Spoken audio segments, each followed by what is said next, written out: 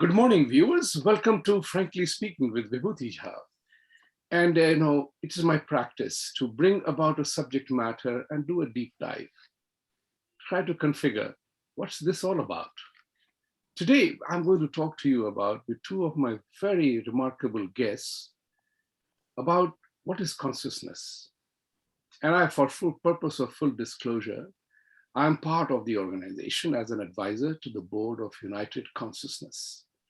This company, we will talk about it more later. I will request the founder to elaborate more on the purpose and the mission of United Consciousness. But suffice to say, is that this is a remarkably important topic for all of us to talk about.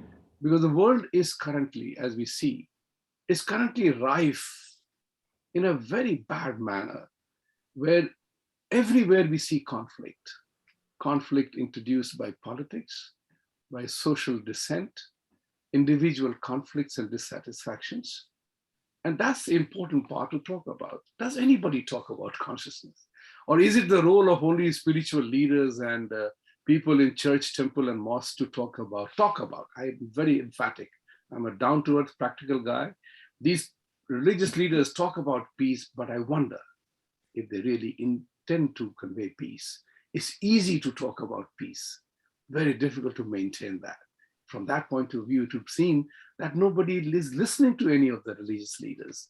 So the point here is that individual and collective, there is an element of consciousness, why we call ourselves United Consciousness. Let me welcome two of my fabulous guests who are part of the team of United Consciousness, Dr. Vikrant Singh Tomar. Vikrantji, you're welcome to the show. You are the founder of United Consciousness, and you are in Ujjain, if I'm not mistaken, right? Yes. So thanks to technology, we are able to connect with people in 3 different parts of the world. My next guest is a beautiful lady from South Africa, Valentina Cortini. Am I right in pronouncing your name? Yes, you Britishized it a bit, but... Now you make it South Africanized a bit, like my son actually likes the Cliff Drysdale South African accent a lot. I don't have it because I'm Italian, that's the problem. But there you go. So now you tell me. Yeah. So tell me, what is the exact pronunciation of your name? Okay, so in Italian, we pronounce every single letter. So it's Cortini. Cortini, That means you Italians are like Indians, because in our language also, every alphabet has its purpose. So there are no silent alphabets. Exactly. We don't confuse in pronunciation at all. Let's get on to the talk about this. Vikrantji, to begin with, please tell us about this movement of United Consciousness that you launched and we are all part of. We have done several programs together in these last 1.5 years. And, I feel very good being part of this organization because we have done a lot. And I'm proud to say that along with you, Valentina and myself and other members of the team have done phenomenal work globally. It's not an Indian movement. It's not a South African movement. It's not an Italian delicacy, or it's not a Hindu mithai or the Cortini. It is a real thing. So tell us more about United Consciousness and let the people know about it, because it's important. Thank you very much, Jasa. And as you rightly said, it's not either Italian delicacy or Indian mithai. It is the sweetness of life, what you call United Consciousness. United Consciousness, first I will speak a bit about consciousness. It is our own being. Consciousness is our being, and the movement of United Consciousness is being started by Project Self-Incorporation, which was founded by Shri Rajesh Ravindranath and some fellow right-minded people in 2014 in United States of America only. And now Project Self started United Consciousness as a world movement and a big organization to operate in all 6 continents of the world. Why United Consciousness? Because we want to give a better world to our kids. When we see world around, Jhasa, United Consciousness identified that there are 14 divides that has created problems in our existing world.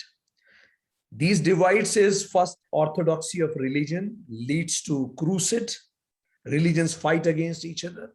Intolerant thoughts like capitalism versus communism leads to Cold War for 50 years, creating lots of nuclear weapons. Divides on the basis of wealth, where rich look down on poor, on the basis of class 1, class 2 society people. Martin Luther King used to say we can't create a class 1 nation with class 2 people in it. Region divides, North versus South, civil wars it brings in. Fanatic nationalism leads to wars, First and Second World Wars, killing billions of people. Status in the society, again, dividing society on the basis of status, even species. Human beings consider themselves the owner of all the species at the top of the ecological point of view. That eco has become ego for them. And then habitat is the ninth divide. We consider ourselves as the owner of the planet, exploiting it and leading to global warming. Racism is 11th. Casteism, that leads to Holocaust. Color of skin, you see in many countries, people can't breathe, as they say. Gender divide, women had to fight for 3 millennia, as Valentina once told me, just to get voting rights and equality in the society. And last is sex orientation. Lesbian, gay still are fighting. So can we unite together in our consciousness? Because in consciousness, we are one. We may come from any gender, caste, creed, race, religion. In essence, we are one. So this is the mission of United Consciousness. One consciousness, one being for a better world for tomorrow. That's so very well defined. I just wanted to put my historical perspective that Second World War did not start because of caste. It was race driven and it was nationalism driven. It was a local conflict, European conflict essentially, which was made as a global thing because of the colonial part of it. I want you to just be conscious of that statement. Caste is incidentally something we are dealing with in the United States a lot, because right now India and Hindus are under constant attack. And even so much so that, even the new appointment of Mr. Agarwal as the Twitter CEO led to a very hilarious and sad conversation when people said, oh, he's a Tamilian Brahmin. And people said that he's not a Brahmin, he's a Baniya from North. And somebody said, so what? These people have intermarriages, so it doesn't matter, it's the same Brahmin class. So what I'm saying is that caste has been made in the US as a social and political instrument to malign Indians who have achieved well. Because all these 30, 50, 100 CEOs, Indian, who have done well, they are being branded as a privileged class. But that's a different privileged caste. So I wanted to come to that conversation later, but that's a very well put that the entire global conflict and dissatisfaction arises on account of factors which you listed out very well. Valentina, you are from Italy, sitting in South Africa, and you have told the world. You have told the world of a new variant of Wuhan virus, and this is something very interesting. I read the doctor who found the first patient of Omicron variant, who was in her clinic, and she said very seriously, she wrote an article, and I have that article with me. If you want, I'll share that with you, in which she chided the global leadership's response, which was so full of scare and so full of frightening the people, that she also said that this is a very mild variant. It doesn't hurt anybody, but it spreads faster, and that's all about it. She found it. Instead of thanking her for having done it, Britain and other European countries and everybody is trying to impose sanctions or in the way of stopping the travel. So I'm glad you are vaccinated. So that's wonderful. I hope you are safe. And so share with me one more thing, which I wanted to ask. Generally, as we embark on this adventure of bringing about United Consciousness, share with us one thing. Generally, I find people have a perception problem. The moment you issue the letter consciousness, word consciousness. People think that you have to go into isolation, sit next to the beach or close yourself in the room and do a deep meditation. And then only if you are spiritual, you have to be some kind of a holy guy to understand consciousness. And my experience of 40 years of meditation is that consciousness is all within us. It's all about you and I. You and I, all three of us here, plus our team, is all because we are consciously aware of what can be done in the world to bring about happiness and remove the differences that Vikrantji listed so well. Your thought to the common man and woman who hear the word consciousness, how do you tell them that, hey, it is all about you and I? It's all about you becoming more consciously aware. It's not something metaphysical or hidden or something in the sky that gives you consciousness. Is all up to us. Please, you tell us. Thank you. I love this question because I get it a lot during my sessions. And good. so just to break it down, I want to remove the word consciousness. And I try to use instead awareness and mindfulness, which is exactly the same thing. The moment you are aware of who you are, the moment you are aware of everything that happens around you is just a reflection of who you are. And you are mindful of these signs, you are a conscious being. You are no longer living through your subconscious behavior and all the things that you've underwent during your childhood, all the trauma and all the issues you've been having, but you're now consciously choosing to respond differently from external factors. And that's what consciousness is to me. It's just the awareness of here and now and being able to identify it and live through it and treating everybody else as a reflection of yourself. And it's hard for people to really understand this message, like we are one. So if something happens to you, by default, it's going to happen to me. And they're asking, so how does a tsunami in Haiti affect me? And it affects you at conscious level because all their fears, all their sorrow, in a way or another, because we are all connected through consciousness, it is going to hit you at some point. You will feel sad, you will feel fearful. And even if you didn't experience it, but that's to me the clearest example of showing people how we are really connected. Look at the COVID.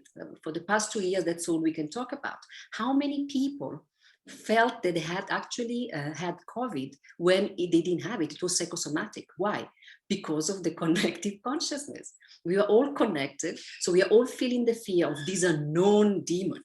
Okay. And then me too. I think I got a flu 3 days after it was announced, the lockdown. It wasn't COVID. I tested myself. It was purely fear. Fear brings down your immune system. And where was the fear coming from? For the collective. That's so well said that, we all live in an interconnected world, and something happens one place, it affects us here. And that was a very beautiful example that you gave of the tsunami happening somewhere and how it affects us, because we are all connected. Because whatever happened somewhere, it can happen here too. It's part of a natural phenomenon. So, we have to be aware of that element, the pain and suffering. These are all human elements, like the world is one. The world is one in terms of the fact that in this nature-driven world created by God himself, if there is God.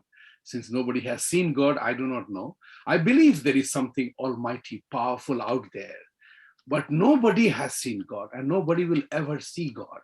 You can have, there's a very beautiful Hindi word called anubhuti. And you can talk about realization. You may have a communion with God, you may have a conversation with God, but nobody has met God. So, and God gave us all life-sustaining forces. That's where we are all connected.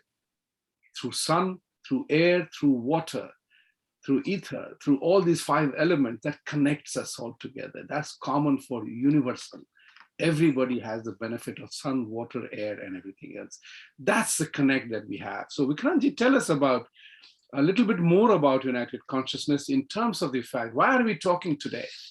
Because I know we are doing an event starting 11th, 12th, 18th, and 19th.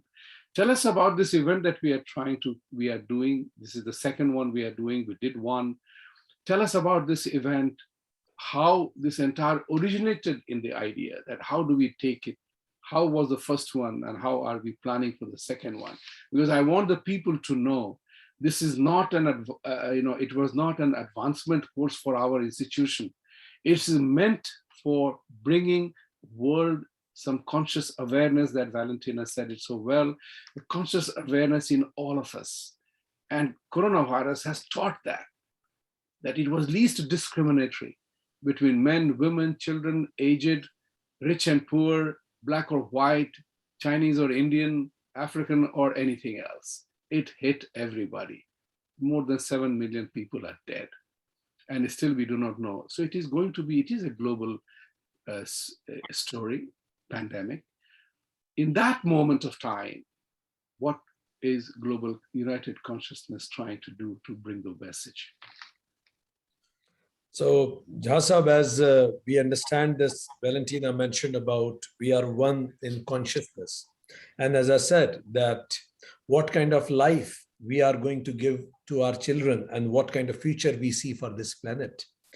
Considering this, United Consciousness started with two big initiatives. One is we are creating world's first integrated manual of humanity. When I say integrated manual of humanity, we are inviting people from 12 principal religions, people from those science disciplines which connect with human life, like anthropology, neurosciences, even quantum physics and psychology, and native representatives from Hawaiians, from Navajo nations, Europe, Native Americans, together all brainstorming on those human values that should be inculcated in everybody so that we can see divine connectedness beyond these divides, limited divides. So this is one initiative that we are doing and we are working on this. Another initiative is creating manual for human happiness. Across the globe, ask any parent what kind of life you want for your kids. Everybody will say, I want my kid to be peaceful and happy. From Sudan to India, from America to Australia, every parent will ask the same thing. But happiness is not there in the syllabus of schools. So we are creating that happiness as a syllabus so that we need to learn that the goal of every goal of life is peace and happiness. Now, with these two initiatives, we started many global movements. Like first was United Consciousness Conclave 2021 in 2020 in last December. Lots of people from different parts of the world contributed in that. And the mission was happiness here and now. This was the punchline. So everybody contributed in that. Then we had celebrated United Nations International Day of Happiness. Many country delegates came together and we had that program and it was widely watched across the globe. Then we had United Consciousness International Day of Peace to give a message of peace to all parts of the world. Then we had United Consciousness International Day of Yoga, where around 65 national representatives contributed to declare yoga means union beyond divides. And now in this December, 11th and 12th, and 18th and 19th of December, we are organizing one of the world's biggest spiritual conclave. It is called United Consciousness Conclave 2021, in which representatives of more than 100 countries will be participating. And in that jhasa, we have speeches from spiritual masters, life coaches. We have panel discussions from different experts coming together on board. We have yoga demonstrations. We have mindfulness meditations. We have music and dance from all parts of the world, overall declaring one consciousness, one being, which is the theme of this event. It is brilliant. For the viewers, I wanted to say to you that both Valentina and myself, we are deeply involved in the whole process. And, it feels proud to be part of such an initiative, And as advisory board members to the United Consciousness, we are, there are many 6 o'clock meetings that I have attended, 6 a.m. meetings that I have been part of because of global timing. And we proved that when you commit yourself to something, you can become part of one.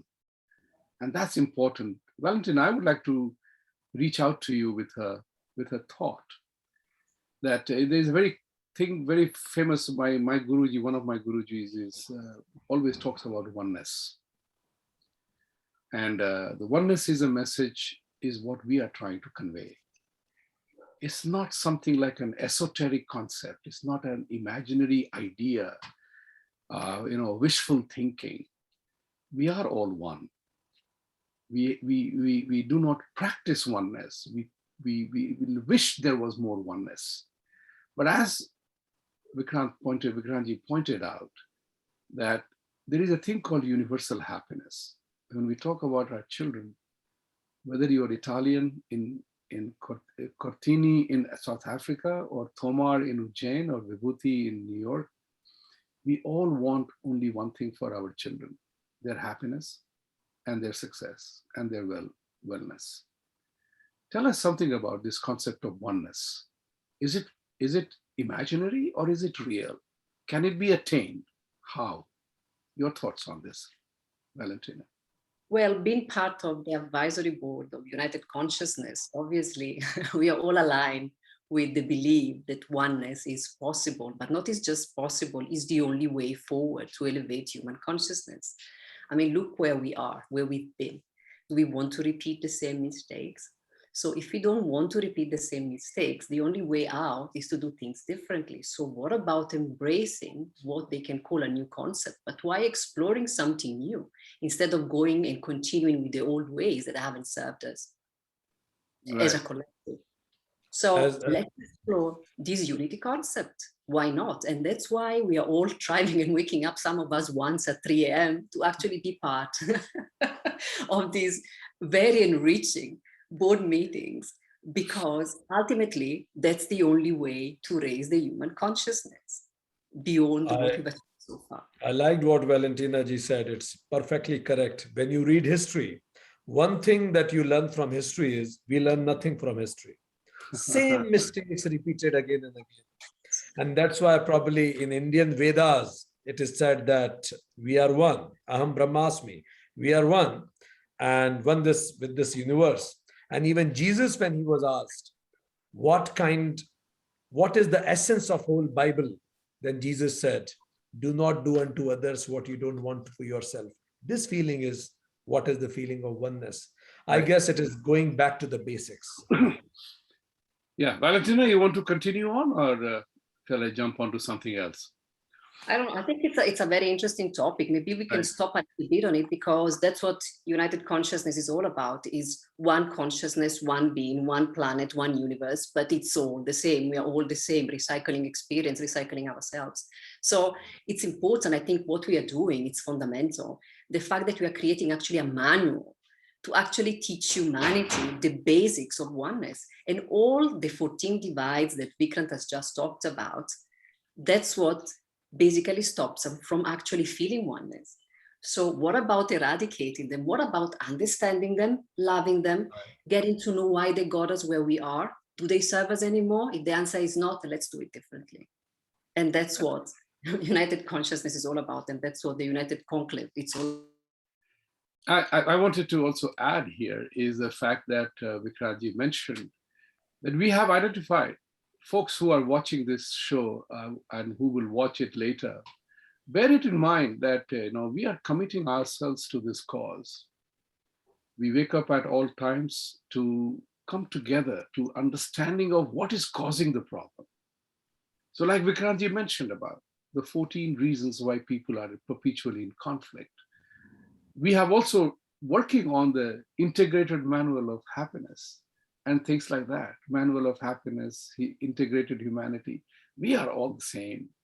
So, in that scenario, we want to reach out to the world through the various organizations like United Nations and others, and Indian, all the people. One of you will be happy to know that we have people who are from Germany, who are Gurujis. Sukhdevji is a German, and Mr.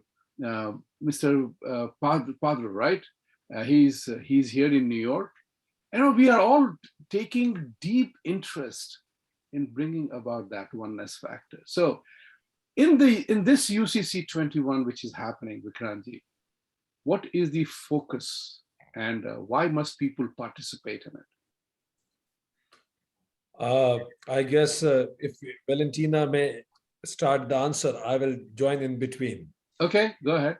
Because Valentina has been leading the communication.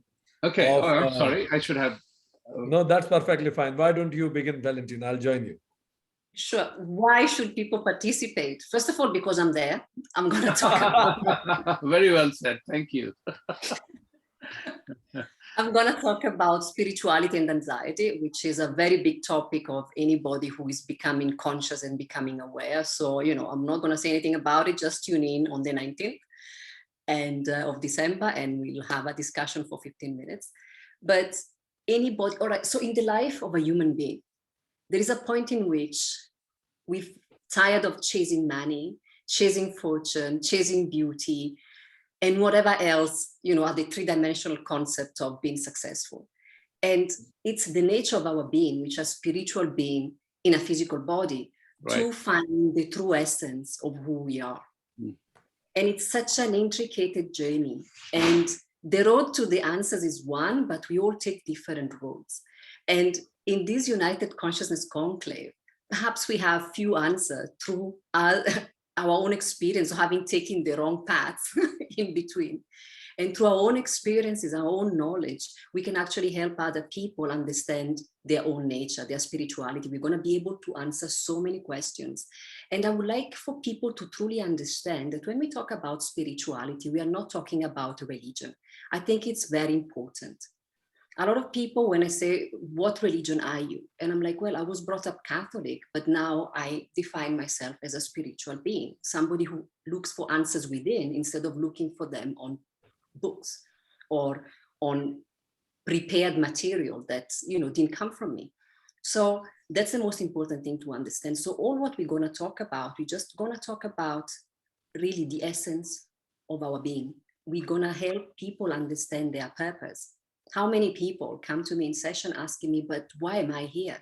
So I guess everybody in life is gonna, at one point, ask themselves this question: why am I here? What does that mean? It means there is something missing. There is something missing in the human experience, and it's the connection with your spirit being, with your true essence, with your infinite essence, with all you will ever be. And that is what we are going to basically explain in many different ways, because there are going to be so many different masters and so many different teachers at this event, and there will be something for everybody. One of us, 100 of us will answer any question that you might have in mind at this time. To add on, like what Valentina said, there will be special focus on Jha Sahab on stress, guilt, anger, anxiety, depression, phobias, shame, and such related psychological issues. How spiritualism can contribute in dealing with these. So there will be mesmerizing speeches from world-class masters. It is going to be one of the world's biggest spiritual saga in December. So people can ask their questions. They can get solutions of their questions also. Along with that, they will get certificate of participation also. If they are student, college student, it will be useful for them. It will also provide them an access to connect to the life transforming training programs of United Consciousness. So they will get to remain in connect with United Consciousness for lifetime afterwards also. So it's an open opportunity for everybody, just at the fingertip.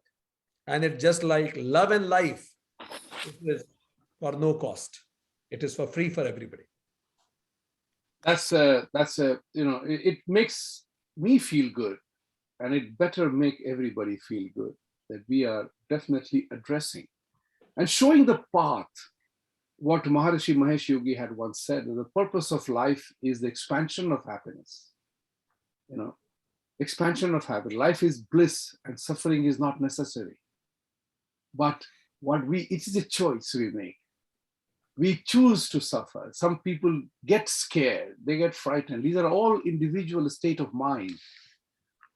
The question to ask is very simple. This is where the awareness brings about what is the worst that can happen. The moment we address that question, what is the worst that can happen? Your fear goes away. Your irrational thoughts and behaviors go away. Then we get out of our cocoon to be happier. All right. It's like every bird. You said something. I love the entire thing. That's what I'm very delighted to be part of this thing. You said, we humans behave as if we are the custodians of this universe. Because every life form is. And one of the examples that I gave, I love wildlife. I love life of all the animals. And I personally, I condemn any human being who hunts and kills an animal for entertainment and fun. It's not a man-made world. I mean, I have questioned those people who hunt. How would you like to be hunted? I'll pay $1,000 to start running. I'm coming after you now. How would you like to feel hunted? Do you ever feel about the consciousness of that animal who, because you have a gun, you can shoot? You are not man enough to face the animal one-on-one. You shoot them from behind through a camouflage and you call yourself brave? What kind of a human beings are we? And that's where it is important. And that's something important for us to bear in mind. We humans condemn others, don't be an animal, don't behave like an animal. But if we are told, men are told, oh, you look like a lion, you are handsome as a tiger, you are majestic like an elephant, we feel good about it. But we are told animal, then we feel offended. Likewise, in the case of women, or you walk like a gazelle, your eyes are like a deer, and you are so gracious in your movement, we all feel good. But you tell them that you walk like an animal and we get upset. So, night vision camera has been brought out by understanding the technology that owls have, right?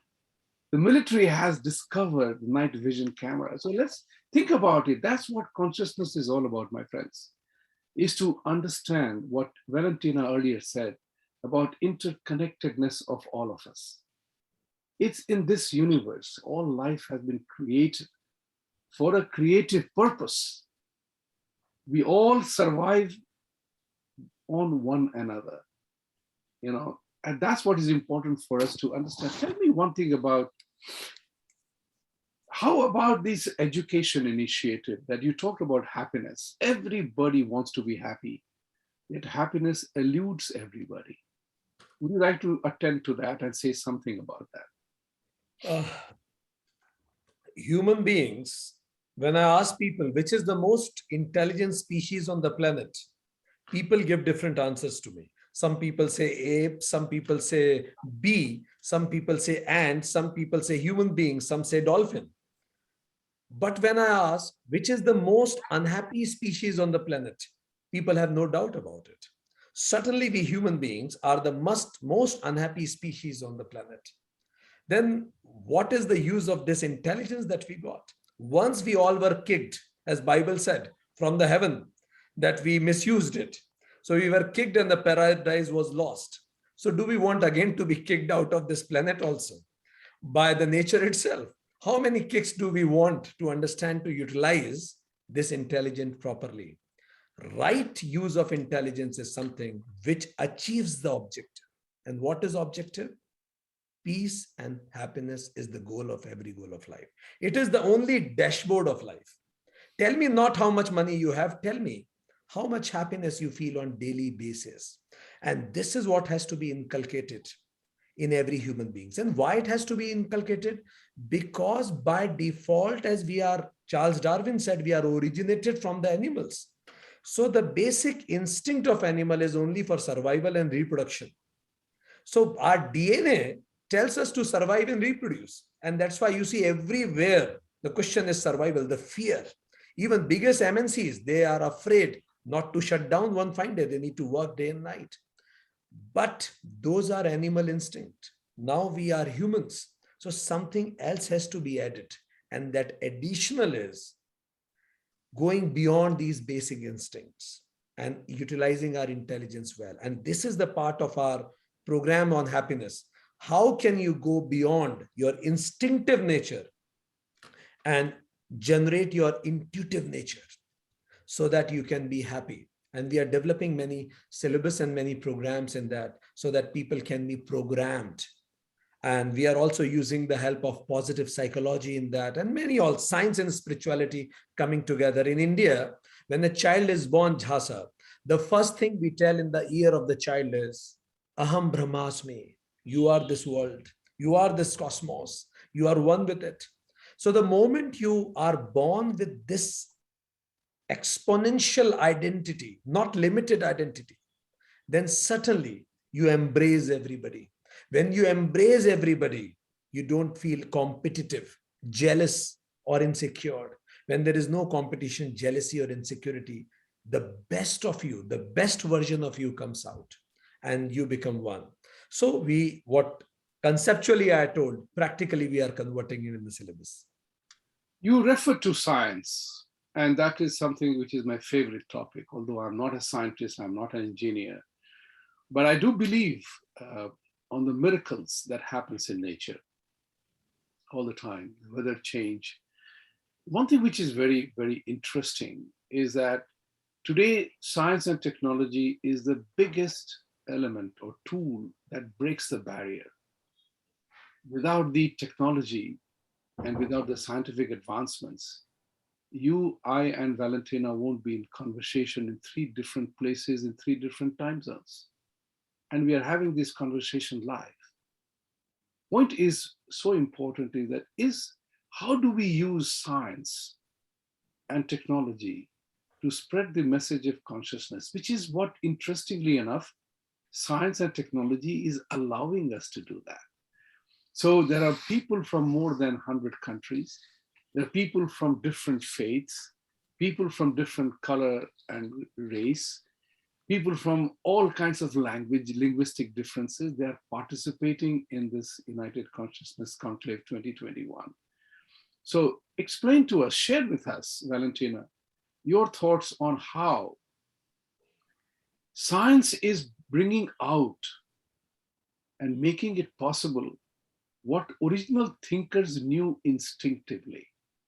You know, it's a very, very, very powerful thought process that many, many thousands of years ago, many thinkers, and I won't name anyone specific, they brought about a thought, intuitive thinking. There was no scientific evidence. They were sitting under the trees. They were sitting under somewhere and discovering, realizing something.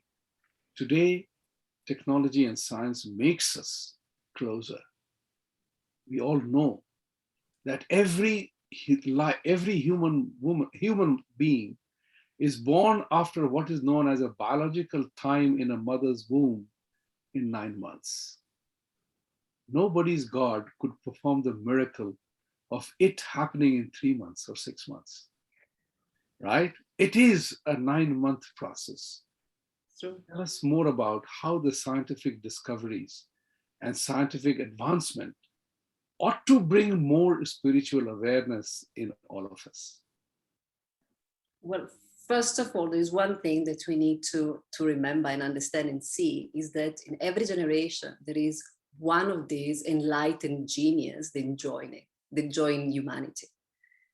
And I might need to go a bit fine explaining this because this is my personal belief, is in the fact that we recycle our experiences. So a lot of people might not enjoy or like what I'm going to say because it goes against a few religion, but we reincarnate consistently because the purpose of the universe is to expand.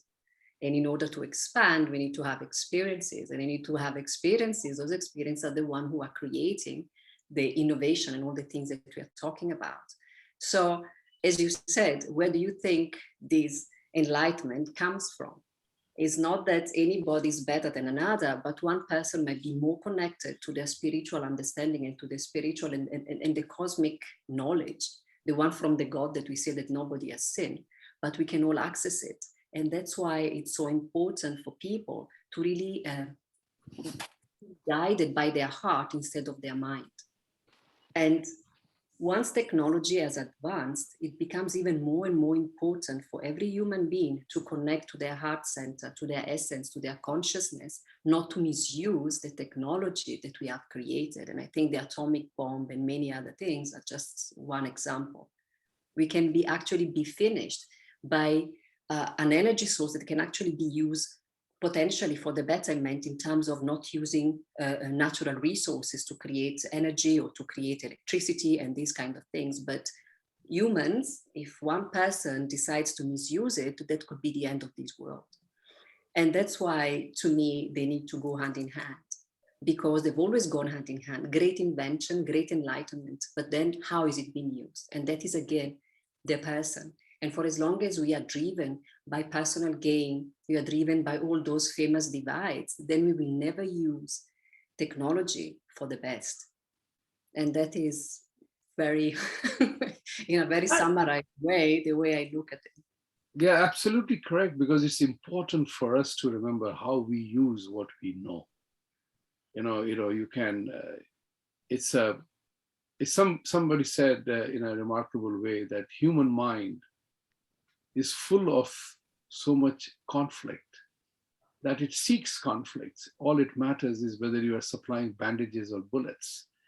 The question is, can the human mind become a superior performer? Why does human mind seek conflict? Why does it seek dominance? Why does it seek control? These are psychological, factors which leads to conflicts. And it's unfortunately, in my humble opinion, it all becomes with regional religious domination, the desire to do that. In the process, we forget the human values. I was working in a Middle East country with an investment banking company, and I wrote 10 years or 12 years ago that technology will force all of us to become more honest with each other, because we can't lie anymore, right? Our ability to lie has declined to that extent, because you can be visible, you can be seen, you can be tracked. And we all know what the big data is all about. So there are values. What is important is that science and technology is now making us look at the world in an instant. News doesn't travel 3 days later. It is almost instantaneous. People are seeing things happen, and that's why the question arises in the minds of people. How do we go about it? So tell us, do you think this consciousness thing will bring about greater transparency, greater ability of trust, greater ability of accountability, greater desire to make an inquiry about how to install trust and honesty and integrity? How will it help that? Excellent point that you brought, Jha Sahab. I feel science, art, and spirituality, they have common objective. Science is the exploration of truth. Arts is the expression of truth. And spirituality is the experience of truth. As you rightly said, saints and seers, what they intuitively knew, now science is exploring it. So now in this day and age, we need two mindsets. One is a digital mindset to prosper financially, materialistically. Another is divine mindset, which will assure peace and happiness, and not to confuse between two. Never be dependent on these materialistic things for peace and happiness, because temporary can never give permanent happiness. But it does not demean the importance of this material world. If you want education, if you want exploration, if you want relationship, if you want to serve, if you want to travel, all these things, world is important. But if you want peace and happiness, so know from where will you get it. So this United Consciousness Conclave will provide us a divine mindset. Through a divine mindset, when you use digitalization, it is done in the right way. But if your mind is not divine, then there is a slight difference between Osama and Obama. Word appears similar, but there is a huge difference, and the difference is of the mindset. When the mindset is right and divine, you become president of a great country. And when the mindset is wrong, you become a disaster for a nation. And the reason is that mindset.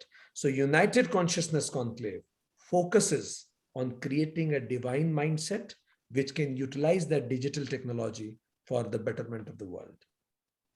Very well said. It is a remarkably enlightening conversation. We always have that all the time.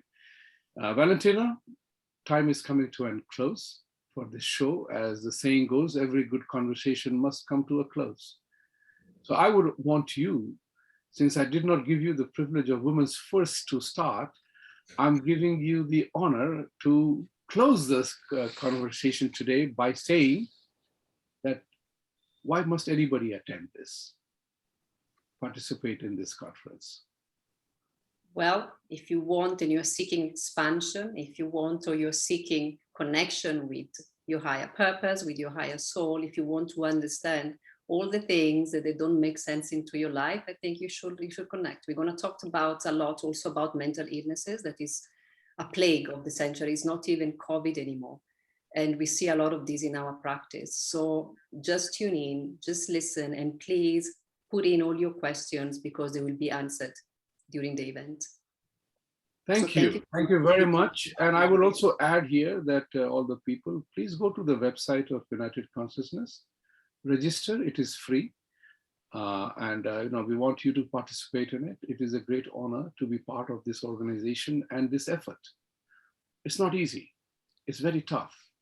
And as John F. Kennedy said, we are not going to the moon because it's easy to do. We are going to the moon because it's tough to do. So, somebody has to take the tough job. And I'm very honored to say that some of us ordinary souls, that three of us you are seeing here, we are ordinary human beings like you and I, or you or anybody else. And it is from this ordinary behavior, the ordinary people who commit to doing something bigger, that things change. Remember one thing, great people did not become great because they did great things. They became great because they did those small things right.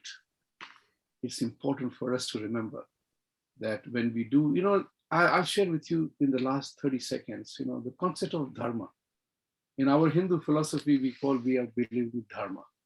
Nobody has ever been able to define dharma. They talk about peace, duty, righteousness, and all that. But deep inside, every one of us, think about it like this. Deep inside, every individual, anywhere in the world, knows when he's doing the right thing and when he's not doing the right thing. Let's put this as a simple translation. That's your dharma. If you know you are doing the wrong thing, don't do it.